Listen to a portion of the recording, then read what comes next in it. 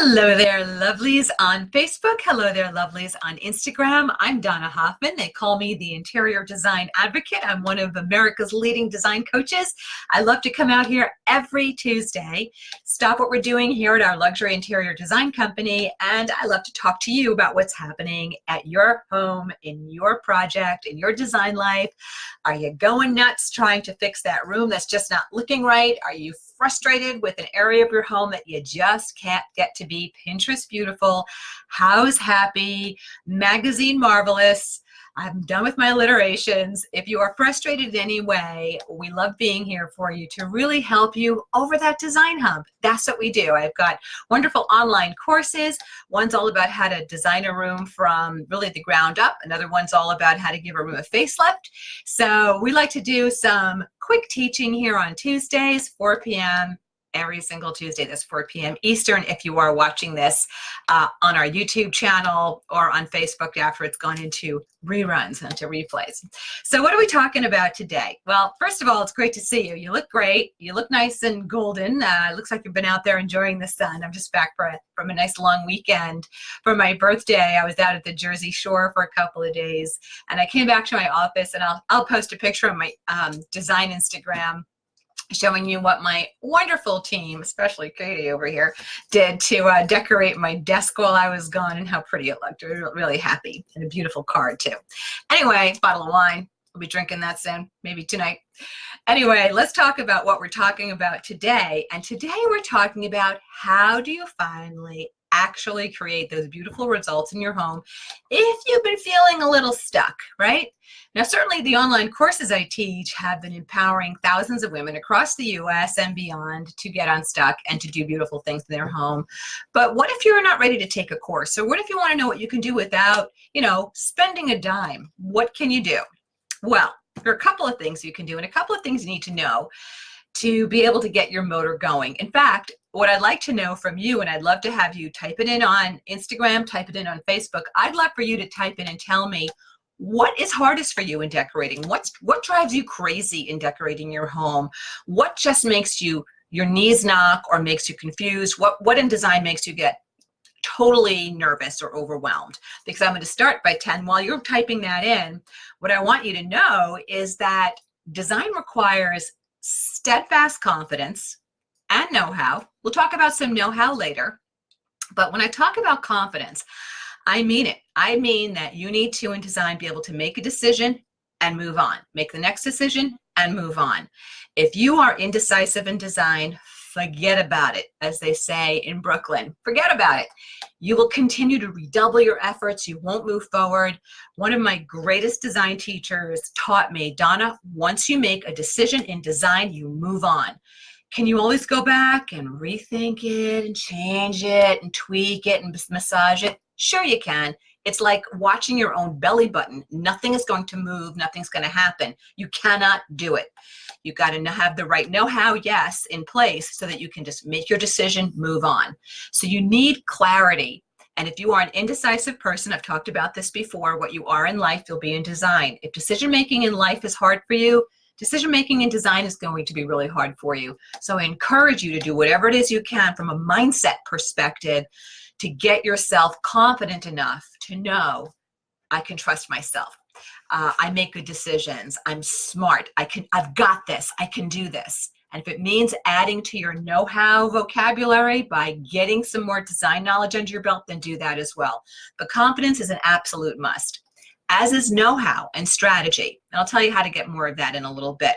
But what can you do in addition to those two things? Well, first thing I want you to know is that design follows a path. It follows a calendar. If you see that blackboard behind me, you guys can't, but it's back there. We have notes on that board about the projects we're working on and where they are in our timeline. And up here on my desk, I have another timeline that tracks our projects so we know what phase they're in. All design projects, good design projects, follow a specific path, okay? So something you can help yourself do to get your project moving, I'd like you to take out a calendar when this Facebook Live or Instagram Live is over. I want you to talk about what's my end date. When do I want everything installed? And then I want you to go back, count backwards in your calendar. What's my start date? Put it in your calendar, write it down. What is my start date? What's my end date? So you're aiming for something. So right off the bat, you're holding yourself accountable. The next thing that you can do to actually get your design dreams to happen is that you can enlist an accountability partner, a buddy, your sister, your mom, somebody who say, listen, I want to do this project. I've been dragging my feet for whatever these reasons are, but I just would love it if you could check in with me on a weekly basis. And I'm going to map out when I'm starting, when I'm finishing, and I'd love for you to check in with me, maybe on the weekends or every Wednesday night, whatever's good for you guys. And really check in with that partner and report, what have I done so far, so that they can just hold you accountable. You're just kind of bouncing the schedule and the train moving off of somebody, okay? So that's an accountability partner. Or you can do something else. If hiring a designer is right for you, you know I'm all for that, hire a designer. But I find that a lot of the women who follow me in our tribe, our Design Diva community, are women who aren't necessarily hiring designers, but you don't want to do it on your own either. Well, here's another great opportunity or idea. Engage in a design buddy, somebody who you're going to help with her design needs, and she's going to help a little bit with yours.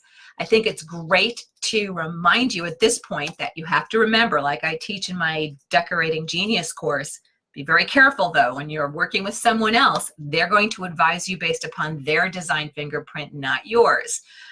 So I'll talk to you about how to handle that in a little bit, but at least for now, wouldn't it be nice to have somebody that you really love and know and trust to help bounce ideas off of for your home, and then you can do the same for hers. And you can even take that a step further. Why not start a decorating club or a design club in your neighborhood or with your buddies? Instead of a wine tasting club or playing bunco once a month, you can travel from home to home.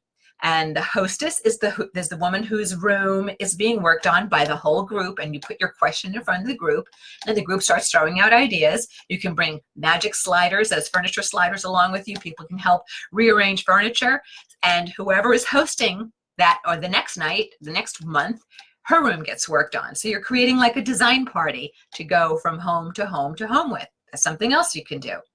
And then the last thing I would say is, why not do an accessory exchange? We all have accessories that, you know, somebody else looks at and goes, I just love that. And you're thinking, I'm so tired of that widget. I've had it forever. Why not bring to this design party, 5 things or 3 things that are in good condition, but that you're ready to part with, and other people bring their 3 or 5 things that they're ready to part with. I'm getting hearts and flowers on this one on Facebook. And then you can kind of do a little bit of an exchange. See who wants to take what home, or you can all practice styling those things out at the hostess's home. So those are just a couple of ideas to get some creative juices going. I'd love to suggest also, so that you're all on the same page, would love to see you all in my Decorating Genius course, so that when you're doing this design club or working with a buddy, you're all talking the same language. And if I haven't already posted it, I didn't post it. If Katie hasn't already posted it, I'm posting a link to a free workshop I have where I do some more in-depth teaching on design, and I also talk about the Decorating Genius course. It might be perfect for you to help ignite you, help you get going, so that by the time the fall starts, by the time September happens, you are off and running to the races on your design project. And again, if you want to work with an accountability partner, or if you do want to start a club, why not have everybody on the same page, so you're getting better information out of everyone, better support out of everyone, as you're giving wonderful support to people as well. So I hope you'll type in what your biggest question is about design. What makes you crazy? What makes you not confident? What makes your knees knock? And I'd love to see if we have a lot of commonality between people. Okay, so I'm getting hellos from people. So people, Cece is telling me she has no design talent whatsoever. Cece, I don't believe that at all. I have so many women come to me and say, I was a hot mess when I met you, Donna Hoffman, took one of your courses, and now I cannot believe that my home is the home people walk into and say, oh my gosh, I love what you did with your home. Oh my gosh, I love the way it looks here. And that is not a cheap plug. That is true. I have students tell me that all the time. So Cece, you're not missing talent. You are not missing smarts. You are missing design strategy, which is why I do what I do, teaching my courses online. So I'm not going to let you put yourself down. You were brilliant. You are talented. You have exactly what you need, but you are missing strategy. I'm willing to bet if you're feeling unconfident. Ruth is telling me happy birthday. Thank you so much, Ruth. Ruth is saying that her biggest difficulties are scale and proportion. Scale and proportion is a common a tripping point for design enthusiasts. Something I'm actually teaching about when in the workshop I'm doing at my design conference, the Design Diva conference in September, when I teach about how to combine furniture, different, put together different furniture styles in a room. Proportion is everything. The thing to remember about proportion for you, Ruth, is proportion is relative. One chair has a proportion relative to the other things in the room, and then the things in the room have a relative proportion to the room itself. So you need to constantly be thinking in terms of weight, visual weight, size, and scale as well, right?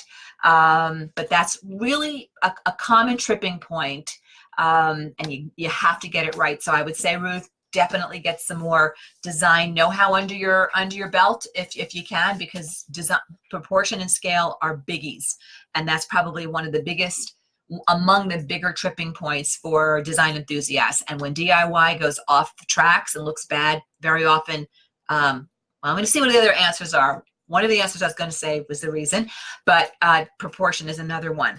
Okay, on Instagram, Ms. Science is telling me where to start redecorating a small master bedroom with a king-size bed. That gets her knees knocking. Ms. Science, if I have time, I will answer that question more specifically. Cute Jolly Cat, Cute Holly Cat is saying, I know what I like individually, but I lack the confidence to put everything together. Ugh. Listen, Cute La Jolla Cat. Is Cute La Jolla Cat? I love that handle. If you're missing confidence, that means you're missing strategy. I see this time and time again. Whether you take one of my courses, whether you study with someone else, you're not going to learn how to design in a book. Trying to learn design from reading blogs or reading a book is like trying to learn how to salsa dance or do Zumba by reading about it. You cannot do it that way. It's an interactive thing. So I'm telling you, you have what it takes. If you are feeling like you're not confident enough, that definitely indicates to me that you're missing strategy. So, Cute La Jolla Cat, I want you to get that home looking cute and La Jolla fabulous. So whether you take one of my online courses, I invite you to. I'd love you to have you more deeply into my community. But if not, want to see you study with someone else, get strategy. You deserve it. You deserve that beautiful home. And once you have strategy, you are no longer ever vacillating between things. You will know what you are in design, especially if you learn my technique of the design fingerprint. The way I teach design based upon your design fingerprint as one of the strategies we use, you'll walk into a furniture store and see almost nothing except for what you need. You'll walk into a fabric store and see almost nothing except for what's right for you. You'll walk into a tile store and see almost nothing except for what's right for you. So confidence disappears when right strategy is used. I don't care what your design style is. I don't care what your budget is. Strategy is your lifeline. It is everything. Okay, so I know, Cute La Jolla Cat, you can get this nailed. Cece saying putting things together makes her lose her confidence. Again, strategy, but that's also a common stress point. Christina is responding, saying that I love that Donna just says make a decision and move on. Good, I'm glad of that. Jamie is saying, hi Donna, we made too many design mistakes and your Decorating Genius course has helped immensely. Jamie, I wish you found my course before you made your design mistakes, but I'm so glad we've helped you. That's awesome to hear. Cece said it took her 5 years to decide on a paint color. Cece, I have heard that one before, and paint color and color was the other point I was going to mention that I hear so commonly as a tripping point. So if you have these tripping points, there is nothing wrong with you. You are normal. You are brilliant. You are gorgeous. You're a design diva. You're just missing that empowering strategy. That's all you're missing. I promise. I've seen this train before. I've seen this movie before. Kay is saying, good afternoon. Hello, Kay. Linda is saying, I have a hard time determining if those gorgeous and vast spaces I see online will work in my space, scale and proportion for my spaces. Linda, that's so important. I'm so glad you're talking about that. yeah, big homes are often the homes that we designers are working in, right? Not always, and even in large homes, there are small spaces that we work on. And you're right, big oversized furniture does not work in a smaller space, or twin floating sofas doesn't work in a living room that's, 10 by 11. You need space to be able to float furniture.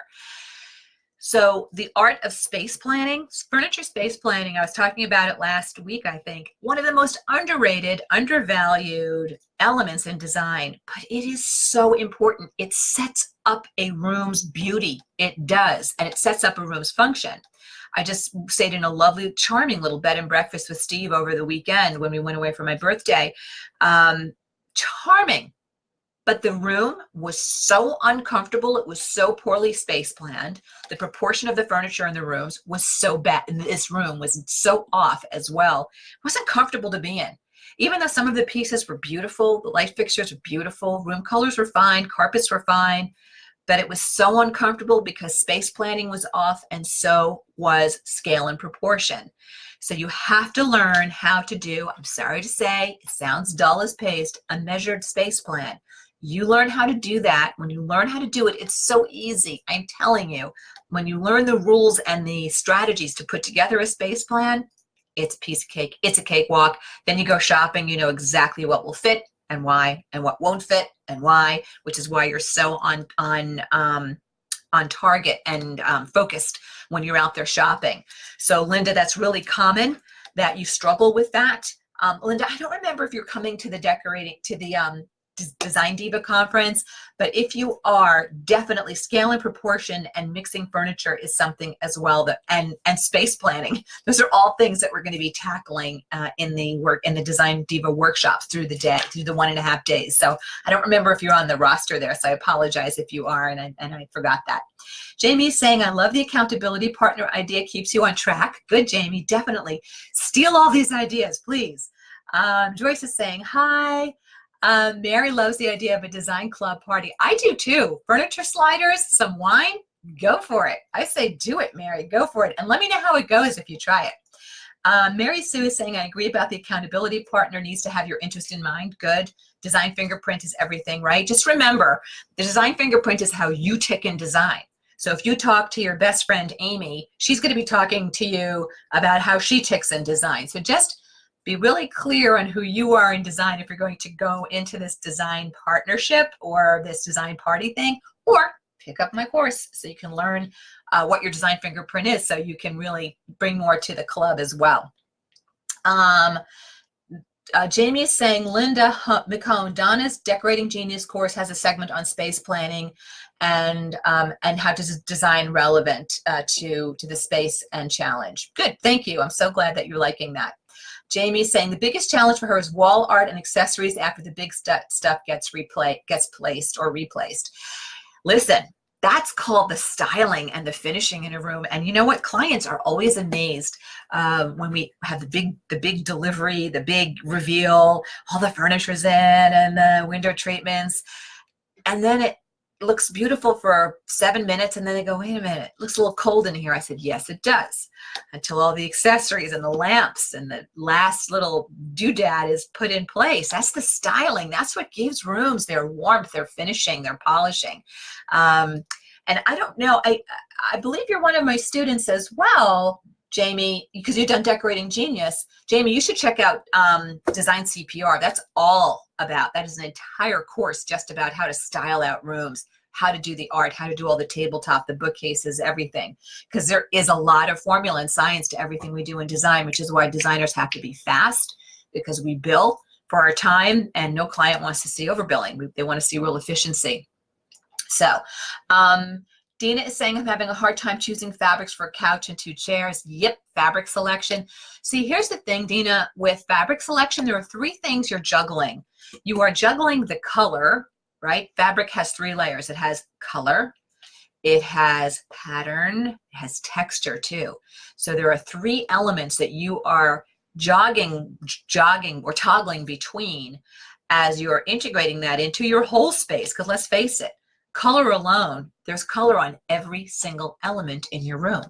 The floors, the walls, the windows, the upholstered furniture, the case goods, the woods. Every wood has a different color, right? The tile, the cabinetry, the countertop, the surround on your fireplace, the bedding, every accessory, it all has color. Metal has color. So fabric, you're dealing with color and that's why it can be a little confounding. So that's a very common confusion point as well. Joyce is saying finding accessories. I live in Georgia, but I live in Jamaica part-time. Joyce, you should be looking online. Joyce, I think you're in Design CPR. If you are, there's a really good accessory resource list, and there's a lot online that you should be able to do as well. But here's the thing, when you order accessories online, proportion is everything. One of the things I teach in the Design CPR course, which is all about styling out rooms, is that accessories break down into like 3 categories for tabletop, things that, you know, go onto a flat surface. They're small, up to about 6 to 7 inches, mid-size, which is about 8 inches to about 10, 11 inches. There's large, like 12 to 16 inches, and then extra large, which is like, you know, 17, 18 inches up to like 23 inches. So you need to know when you're shopping online, you know, how tall, how wide, what am I trying to do? Where am I trying to throw some visual weight? So I know how tall, how wide things need to go. I go into in much greater detail in the lessons within the Design CPR course on this, but I just want to put that out there to you that if you're shopping online, be very careful to really notice your sizes, because online, everything looks big. It all looks big. It all looks like it'll work perfectly. And then you get it home and it looks like a little, and a room filled with a lot of teeny weeny accessories just won't do it. It's going to look like a clutter fest. Okay, Katie's telling me we're starting to run out of time. So 2 more questions. Dina's saying, I know what I like. I know what I don't like more than what I like. You can't like it until you find it. Well, there is that. I do hear you when you are very clear on what it is you're looking for. Cece's telling me that girl, you're making a girl feel great about moving on. Good. I'm so glad. And Jamie's saying she's going to take my advice and go for it. Okay. Angelica is saying, any advice for making an open concept floor plan feel like it flows together? Yeah, tons of advice on that. How much time do you have? I have my kitchen, sitting room, and living room in one big space and wonder if I should keep the walls the same color. Yes. Curtains, you don't have to. You don't have to keep the curtains the same color, Angelica. And you're welcome for I'm going to answer you here because open concept design is so popular. And I also want to make sure somebody on Instagram asked me a question earlier, so that'll be my other question I get to. Okay. So this is a whole lesson in itself. And one where I really need to show you visuals. We really need to design together. So Angelica, I'm going to give you the Reader's Digest version. Open concept is no harder than doing contained spaces. It's just you're missing a couple of walls. But the bottom line is you have these zones, which are the rooms themselves. But because you've removed these walls, these zones, as the ones that you've just named, have to flow one to the other, which means that you're using a single color palette. Single wall color is the most commonly done thing in open concept. If you need color and you feel like you need wall color, sometimes when there's a jog in the wall, maybe in the kitchen alcove or something, you might be able to do that. But most often that color can be so easily and generously added if you are a color person. I don't know what your design fingerprint is, but if you need a lot of color, you know, there are all those opportunities with rugs, pillows, upholstered items, art, accessories. There's so much you can do there, okay? So with open concept, it's just that you are, and even if you're doing one zone or room at a time, and that's fine for budget purposes, just know that whatever you establish, let's say Angelica does her great room first, just know that from there, whatever color palette Angelica starts there, whatever rug she starts there, everything else is going to have to work in not matchy-matchy, but in conversation with. So her next rug in the adjoining space, let's say in a dining room, maybe the scale of that pattern will change if Angelica likes pattern on her floor, or maybe it would go to more textural in next room. So just be really careful when you're doing open concept that you make sure if there's one zone you attack first, make sure you love it to pieces, because all the other adjoining zones in that open concept are going to be part of that. You still, Angelica, have to learn how to do great space planning. You do. I don't care how open concept your open concept is. If your scale and proportion of your furniture stinks, you're going to make one headache for yourself upon another. An open concept, there's no hiding from the mistakes that you make. And when you're space planning open concept, it's okay to just do one zoned area at a time, as long as it is appropriate to what the four walls would be in that space, right? So in Angelica's case, she might have a hard back wall, and then another wall that's where her fireplace is, and then maybe an open area, an open indicated wall where the kitchen then opens to, and then maybe there's an indicated open fourth wall that would be where the foyer starts, right? So you still sketch those in your space plan. You still know where your wall would be so that you know where your pass-through spaces are. This is all about space planning. You cannot ignore this. And I think open concept requires excellent space planning so that you really get it right, as well as an excellent knowledge of how to play color and fabric with each other, so that you are just leading the eye with great intention through all of those zones. You know where you're leading the eye, you know where you're stopping the eye. So hopefully that gets you started, Angelica, with some more general guidance. And again, invite you to take a look at the free workshop that we're posting. At the end of that workshop, I do talk about the Decorating Genius course that I teach, because it has helped and does help. It's helped thousands and thousands of women across the US and beyond. It's so good. And I think it answers all of these problems and questions you guys are having. So I encourage you to check out that free workshop. If you don't want to, listen when I talk about the course, file your nails and then tune it back in for the, the Q&A, because I think you always learn when you listen to other people's questions as well. Alrighty, so here is a question that came in from Ms. Science on Instagram, and she said, where do I start redecorating a small master bedroom with a king bed? Oh, Ms. Science, say it ain't so. A small master bedroom with a king bed? You're not going to like me very much, but I'm always going to tell you, Ms. Science, what I think. Not what I think you want to hear, because I love you and I want to see you get great results. I don't know if you heard me before when I talked about this adorable inn in this charming little town down on one of the Jersey beaches. Beautiful, charming inn, beautiful. The furniture was so bad in the room that we stayed in. The proportion was so bad, the layout stank, there was no place to put yourself. It was a mess. And you cannot throw bad decision upon bad decision and come up with a good outcome.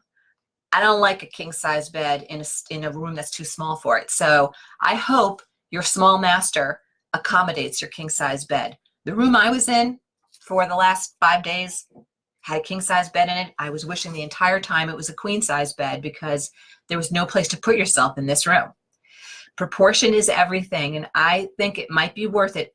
I want you to do a space plan, Ms. Science. I want you to see what your pass-throughs are around that bed. I'd like to see at least 36 to 42 inches, if you can, on either side of that bed. If you don't have that, I think you got to get a new bed, and you have to go queen. Better to do a smaller bed and be comfortable in that room and just snuggle with your honey a little bit more than try to cram. It's like trying to cram. I don't even have a, what's a good analogy? Katie, you have a good analogy? It's like trying to stuff a size 8 foot into a size 7 fabulous shoe. It's going to look terrible. Your foot's going to look all floppy and fat and hanging over. It's not going to fit. It's going to be painful. Won't work. You need a size 8 shoe on a size 8 foot. And that's what I'm going to say, Ms. Science, about your question. Sorry, babe. All right, doll. So this is what I want to tell you. I love spending time with you. It's so good to be with you. Please give us a follow on Instagram if you're not already following us, at decorating.genius. That's at decorating.genius. And I also want to tell you that next week we're going to be talking about, what are we talking about? Oh, this is a good one. We're talking about design warning. Check yourself before you wreck yourself. Design warning, check yourself before you wreck yourself. how to not over design. Not good. Oh, under designing isn't good either, but over designing is so bad. And then the last thing I want to tell you is that we have the design, the Design Diva Conference is coming. There it is. Oh my gosh. Did you get your ticket yet? Girlfriend, didn't get your ticket yet. What you doing? You gotta be there. This is a once in a lifetime, amazing opportunity and design immersion. If you are feeling stuck in design and you don't want to take an online course, you want to show up live and have me hug you and hold your hand and have other design divas like you hugging you and holding your hand and supporting you. Day and a half in Philadelphia, September 28 and 29. Everything from proportion, space planning, the big mistakes people are making, how to mix furniture.